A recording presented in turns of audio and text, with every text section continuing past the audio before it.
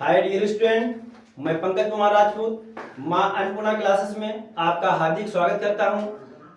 तो आइएगा बच्चों, आगे की प्रतियोगी परीक्षाओं को ध्यान में रखते हुए मैं आज आपके सामने कक्षा 10 का मॉडल पेपर लाया हूं, जो बहुत ही आपके लिए मददगार होगा।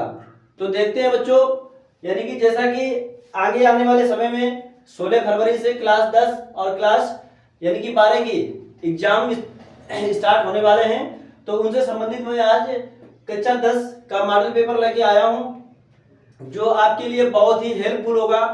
तो प्यारे बच्चों, इस मॉडल पेपर को आप बहुत ही बारीकी से पढ़ेंगे और हम आपके साथ डिस्कस करने वाले हैं। देखते हैं बच्चों, सबसे पहले मैं आपको बता दूं कि यानी कि आपके क्वेश्चन पेपर में 20 क्वेश्चन आएंगे, यानी कि बहुविकल्पीय प्रश्नों के। कितने बेटा आएंगे? 20 प्रश्न आएंगे बहुविकल्पीय प्रश्नों के, जो होंगे बहुविकल्पीय प्रश्न आपसे पूछे जाएंगे 20। तो उनसे संबंधित हम आपसे डिस्कस करने वाले हैं। देखिएगा कहा गया है, निर्देश पढ़ेंगे। सबसे पहले सही उत्तर विकल्प चुनकर निम्नलिखित प्रश्नों के उत्तर देना है आपको, यानी कि उसमें से जो सटीक उत्तर होगा उसको आपको चुनना होगा। देखते हैं आगे बेटा,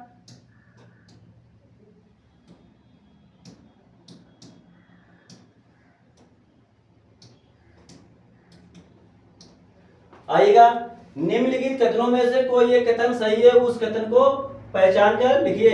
यानी कि आपके 4 ऑप्शन बेटा दिए गए हैं और इन 4 ऑप्शनों में से कोई एक ऑप्शन बिल्कुल सटीक होगा।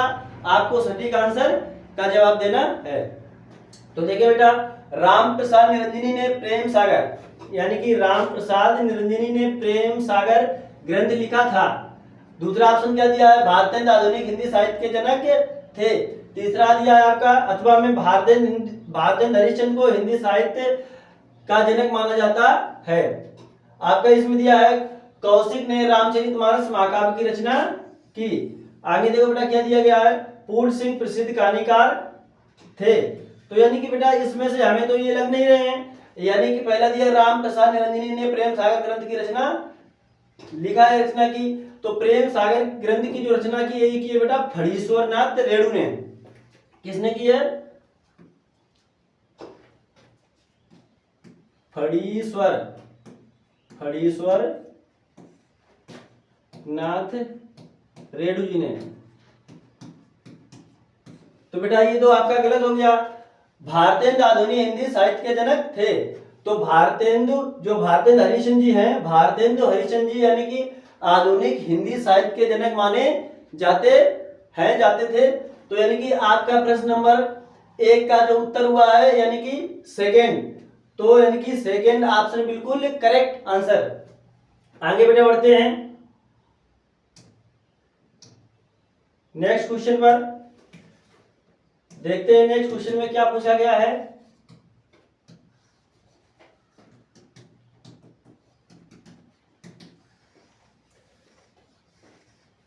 बहुत ही सिलेक्टेड क्वेश्चन है बेटा, बहुत ही अच्छे से देखेंगे। आगामी प्रश्न में आपके यानी कि आने वाले पेपरों में आपके जो पूछने योग्य क्वेश्चन है वही मैं आपके सामने लेके आया हूं। तो देखते हैं बेटा नेक्स्ट क्वेश्चन पर दिया गया है, कलम का सिपाही के रचनाकार हैं। तो बेटा आपको बताना है कि कलम का सिपाही यानी कि जो रचना लिखी है किसकी है। पहला ऑप्शन दिया है आपको, यानी कि प्रेमचंद जी, मुंशी प्रेमचंद द्वारा लिखित है, या हजारी प्रसाद द्विवेदी द्वारा लिखित है, या अमृत राय के द्वारा लिखी है, या हरिवंश राय बच्चन जी के द्वारा। तो बेटा ध्यान देना, यहाँ पे सबसे पहले आप ध्यान देंगे कि कलम का सिपाही के रचनाकार हैं। तो कलम के सिपाही के रचनाकार प्रेमचंद जी है नहीं, हजारी प्रसाद द्विवेदी जी भी नहीं है बेटा। आगे देखते हैं, यानी कि अमृत राय। तो कलम के सिपाही के जो रचनाकार है बेटा वो है अमृत राय। कौन है? अमृत राय। कलम के सिपाही के जो रचनाकार हैं वो है अमृत राय। आगे देखते हैं बेटा नेक्स्ट क्वेश्चन पर। इसी प्रकार बहुत ही सिलेक्टेड क्वेश्चन है बेटा, बहुत ही आगे जो आपका एग्जाम होने वाला है उसमें आपको 100% यानी कि आपके लिए यूजफुल रहेंगे। तो बहुत ही ईमानदारी से बहुत ही सटीक विश्लेषण करने जा रहा हूं और आप देखते रहेंगे। नेक्स्ट क्वेश्चन पर चलते हैं बेटा।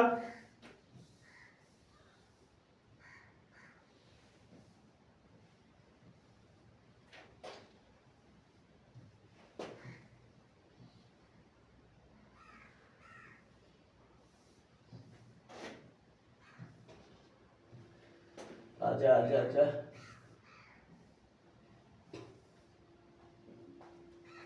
देखते हैं बेटा नेक्स्ट क्वेश्चन। जैसा कि दिया गया है पे, उपन्यास सम्राट माने जाते हैं। तो बेटा यहां से सबसे पहले आप देखेंगे कि उपन्यास सम्राट कौन माने जाते हैं। ऑप्शन आपका पहला दिया है श्याम सुंदर, यानी कि श्याम सुंदर दास दिया है। इसी प्रकार आपका जो दूसरा ऑप्शन दिया है वो जयशंकर प्रसाद दिया है। तीसरा ऑप्शन दिया है आपका यानी कि प्रेमचंद जी, और चौथा ऑप्शन दिया है आपका जयनेंद्र कुमार। तो उपन्यास सम्राट यानी कि उपन्यासों का राजा किसे माना जाता है, उपन्यास सम्राट किसे माना जाता है। तो यानी कि श्याम सुंदर दास जी को नहीं माना जाता है, जयशंकर प्रसाद जी को भी नहीं माना जाता है, यानी कि उपन्यास सम्राट माना जाता है मुंशी प्रेमचंद जी को। किसको माना जाता है, मुंशी प्रेमचंद जी को। तो प्रश्न नंबर जो 3 का आपका उत्तर हुआ वो कौन सा ऑप्शन, थर्ड ऑप्शन, यानी कि बहुत ही सटीक आपका जो आंसर है वो है मुंशी प्रेमचंद जी। आगे बढ़ते हैं बेटा, आगे आते हैं नेक्स्ट क्वेश्चन पर। देखते हैं प्रश्न नंबर 4। प्रश्न नंबर 4 में क्या हमसे पूछा गया है, कलकत्ता से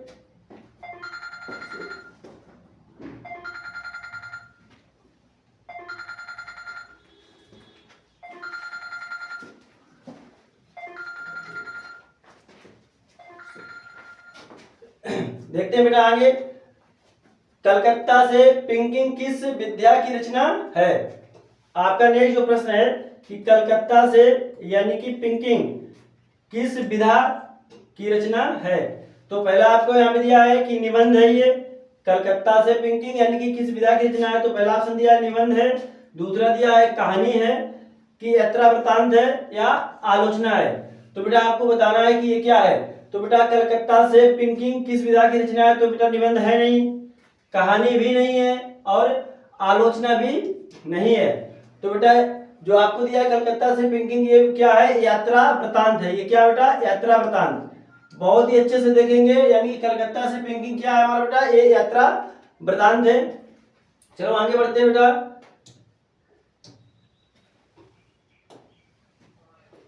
आगे आते हैं नेक्स्ट क्वेश्चनों पर। बहुत ही ध्यान से देखेंगे बेटा, बहुत ही अच्छी अच्छी आपके सामने यानी कि लेखक और उनकी कृतियों का संग्रह लाया हूं। नेक्स्ट क्वेश्चन पर देखते हैं बेटा, दिया गया है आकाशदीप की रचना, यानी कि जो आकाशदीप रचना विधा है ये क्या है और किसके द्वारा लिखी गई है। आकाशदीप रचना विधा है, ये क्या है आपको बताना है कि यानी कि ये कहानी है, या नाटक है, या उपन्यास है, या काव्य है। यानी कि आकाशदीप की रचना विधा क्या है बेटा। तो बेटा आकाशदीप रचना विधा कहानी, यानी कि क्या बेटा, कहानी। पहला ही आपका ऑप्शन सही हो गया, आकाशदीप रचना विधा क्या है, कहानी है। आगे बढ़ते हैं बेटा नेक्स्ट क्वेश्चन पर, आते हैं नेक्स्ट क्वेश्चन पर बेटा। देखते हैं क्या पूछा गया है नेक्स्ट क्वेश्चन में। तो बेटा प्रश्न नंबर जो 6 में पूछा गया है, रीत काल का दूसरा नाम है। यानी कि जैसे आपके काल है, रीत काल का दूसरा नाम क्या है आपसे पूछा गया है। तो बेटा बताते हैं, यहाँ पे सबसे पहले पढ़ते हैं ऑप्शन नंबर फर्स्ट, देखो क्या है, श्रृंगार काल।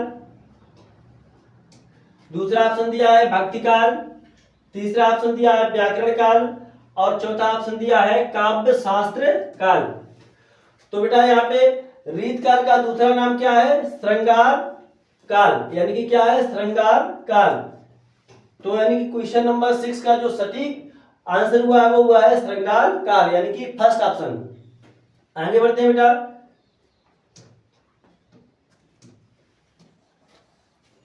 आगे देखते हैं बेटा। प्रश्न नंबर जो आपका 7 है, इसमें पूछा गया है भक्ति काल की रचना है। आपको बेटा बताना है कि भक्ति काल की रचना कौन सी है। इसलिए मैं आप लोगों के सामने बहुत ही सिलेक्टेड यानी कि लेखक और उनकी रचनाओं का ये वीडियो लेके आया हूं, जरूर आपको हेल्पफुल होगा।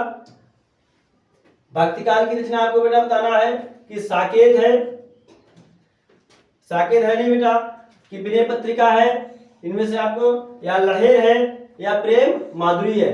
तो बेटा जो भक्ति काल की रचना है वो क्या है, विनय पत्रिका, यानी कि भक्ति काल की रचना क्या है बेटा, विनय पत्रिका।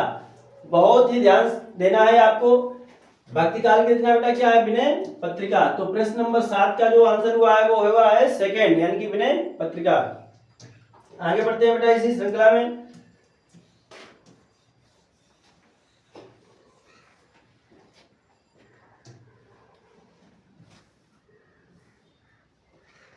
आते हैं प्रश्न नंबर बेटा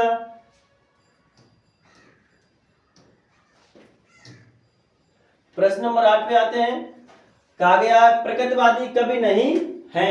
आपको बेटा ध्यान से देखना है कि जो आपके 4 ऑप्शन दिए गए हैं इनमें से प्रकृतिवादी कवि कौन नहीं है। तो ऑप्शन दिए गए जयशंकर प्रसाद, सेकंड दिए गए सुमित्रानंदन पंत, और तीसरा दिया गया रामधारी सिंह दिनकर, और चौथा दिया गया सूर्यकांत त्रिपाठी निराला जी। तो आपने प्रश्न तो देख ही लिया होगा, पढ़ लिया होगा कि प्रकृतिवादी कवि नहीं है। तो बेटा पहला ही आंसर आपका सही है, यानी कि जयशंकर प्रसाद। जो जयशंकर प्रसाद जी हैं तो ये कैसे, यानी कि ये प्रकृतिवादी कवि नहीं है, ये छायावादी युग के 4 स्तंभों में से एक हैं। यानी कि जो छायावादी कवि हमारे थे कौन कौन से? पंत, प्रसाद, निराला, वर्मा। यानी कि जो छायावादी कवि हमारे थे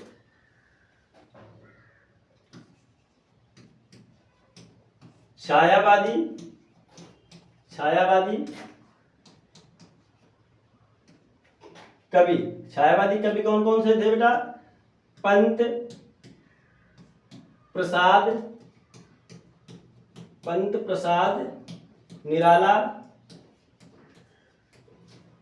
निराला और वर्मा। तो बेटा आपको ये भी बता दें, यानी कि पंत, प्रसाद, निराला, वर्मा, यानी कि सुमित्रानंदन पंत हो गए, ठीक है, जयशंकर प्रसाद जी, और सूर्यकांत त्रिपाठी निराला, और महादेवी वर्मा। तो ये हमारे 4 यानी कि कैसे थे? छायावादी कवि थे। तो बेटा इसका ऑप्शन कौन सा हुआ है? जयशंकर प्रसाद। ये क्या थे? प्रकृतिवादी कवि नहीं थे, ये छायावादी युग के 4 स्तंभों में से एक माने जाते थे। आगे बढ़ते हैं बेटा नेक्स्ट क्वेश्चन पर। ध्यान से पढ़ेंगे क्वेश्चनों को और बहुत ही ईमानदारी से आंसर देंगे, जल्दबाजी नहीं करेंगे। नेक्स्ट क्वेश्चन पर पढ़ते हैं बेटा। कहा गया है सूरदास की एकमात्र प्रमाणिक कृति है। यानी कि जो ये कृतियां दी गई हैं इनमें से आपको बताना है कि सूरदास जी की कौन सी कृति है जो प्रमाणिक है यहाँ पे। तो बेटा देखिएगा, पहली कृति दी है साहित्य लहरी। क्या बेटा प्रमाणिक है? देखेंगे ध्यान से। इसके बाद दिया है सूर सागर, फिर दिया है बेटा यहाँ पे सूर सरावली, और इनमें से कोई नहीं। तो सूरदास की जो एकमात्र प्रमाणिक कृति है वो है बेटा सूर सागर। कौन सी बेटा? सूर सागर। यानी कि सूरदास जी की एक प्रमाणिक जो यानी कि यहाँ पे कृति है वो सूर सागर है। और सूर सागर बहुत ही अच्छी कृति है बेटा।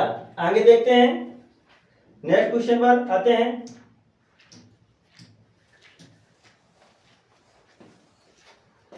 नेक्स्ट क्वेश्चन में क्या पूछा गया है? सुभद्रा कुमारी चौहान का एक काव्य संग्रह है।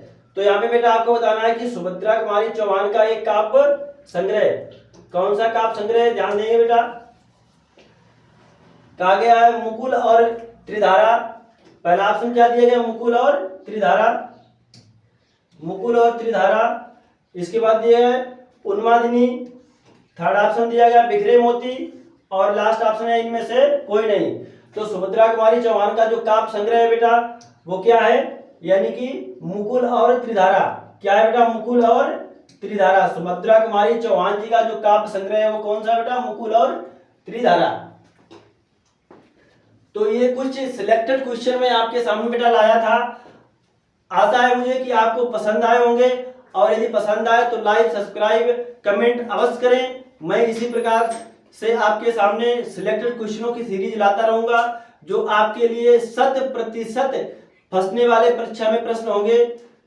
तो जय हिंद, जय भारत दोस्तों।